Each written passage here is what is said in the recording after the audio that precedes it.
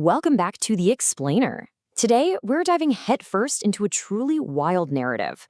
We are going to do a complete teardown of a terrifying village mystery, exploring the exact anatomy of a supernatural investigation. This story is fascinating because it blends that intense, urban legend-style panic with some incredibly sharp amateur detective work.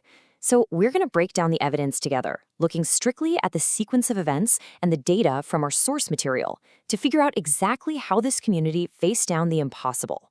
Just imagine waking up in the dead of night. It's pitch black, you sense someone in your room, and then you realize a piece of you is actually missing. That sheer heart-pounding panic, it's captured perfectly by one of the very first victims, Mina, who cried out, "Where has my hair gone? I am dead." Before we try to solve this mystery, we really need to wrap our heads around how traumatizing this was.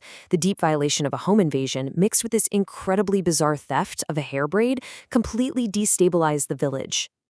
All right, let's get right into Section 1, the Midnight Village Mystery. Okay, let's dive into this. Exactly what were these terrified villagers dealing with? They called her the hairplate cutter witch, and listen, based on the first-hand accounts, this wasn't some see-through ghost floating through the walls. Nope. This was a highly physical entity. She broke into homes armed with an actual, literal dagger, and she had one highly specific target, the hair braids, or plates, of sleeping women.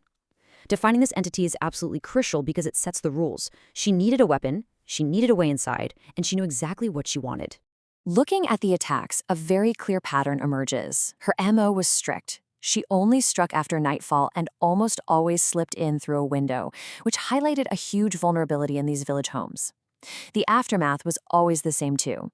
Victims would wake up physically unharmed but totally traumatized by their missing hair.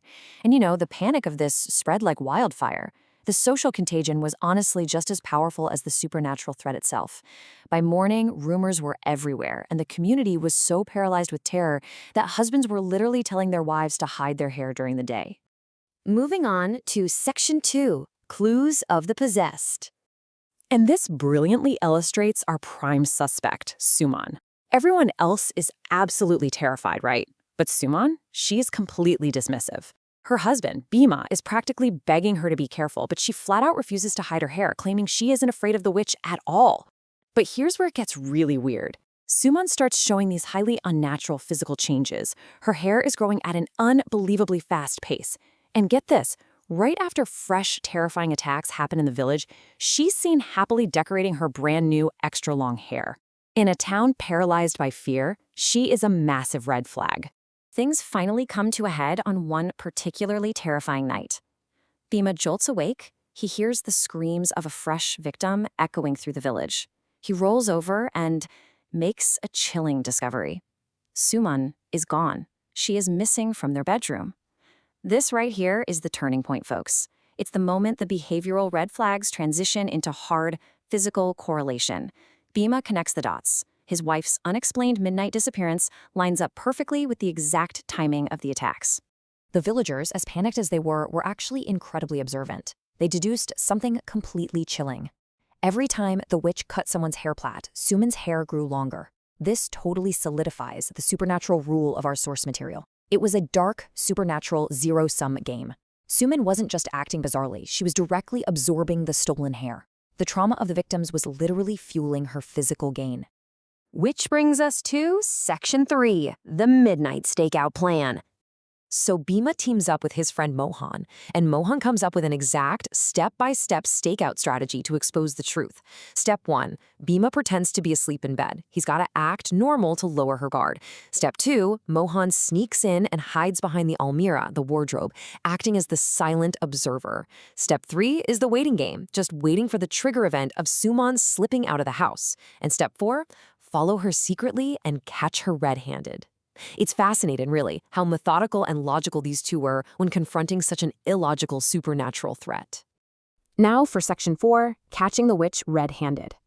The trap is set, and as Bhima and Mohan trail Suman into the darkness, they witness something that absolutely shatters their reality.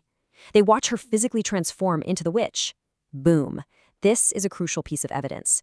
It proves Suman wasn't just some willing accomplice, and she wasn't somehow magically growing hair in her sleep. She was actively possessed. The entity was using her body as a vessel to carry out these hunts. As Mohan points out in the source material, At that very moment, she is no longer Bhima's wife. She is an active predator looking for prey. So what does this all mean? Well, when Bhima finally confronts her, the witch drops the act entirely. She says, I am not your suman, I am witch. I just need a bit more hair, then I will become the most powerful. This wasn't just random terror. It was a highly calculated power grab. That hair wasn't a trophy. It was a magical resource, a literal battery charging this entity up. And she was on the verge of maxing out her power, which makes the timing of this entire stakeout absolutely critical. All right, the final showdown. Section 5. Breaking the Supernatural Curse. Let's look at the exact chronological timeline of how they pulled off this desperate takedown. Minute 0, Bhima acts as the bait. He steps right in front of the witch as she's about to break into a home, using his emotional connection to Suman to distract her with a heated argument. That gives Mohan the perfect opening. At minute 2, he stealthily creeps up right into her blind spot. Then minute 3, the strike. Mohan doesn't use a magical spell. He doesn't use a holy relic. No. He uses the witch's own methodology against her and slices off her incredibly long hair plait. The reaction is wild and immediate. She screams, I am dead. What did you do? You ruined everything I did. The sheer despair in this quote is incredible. It's a sudden and total reversal of power. The very thing she spent all her time hoarding, the literal source of her immense power, became her ultimate vulnerability. By severing the hair, Mohan completely severed her connection to the magic. So what was the aftermath? For the witch, it was game over. The source material states that the second her hair was cut, all her supernatural powers instantly vanished. Her battery was ripped right out. And for Suman, she was completely and instantly released from the possession and returned to normal. It is a perfect example of how a precise, well-planned physical intervention can completely unravel a complex supernatural possession. They literally used the logic of the curse to break the curse. Which brings us to the end of today's explainer, and I want to leave you with one final chilling thought.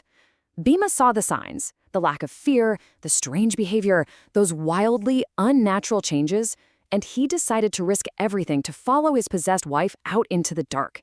If the person sleeping right next to you started showing signs of a dark, supernatural secret, would you have the courage to set a trap and find out the truth? Think about that. Thanks so much for joining me, and as always, keep questioning the mysteries around you.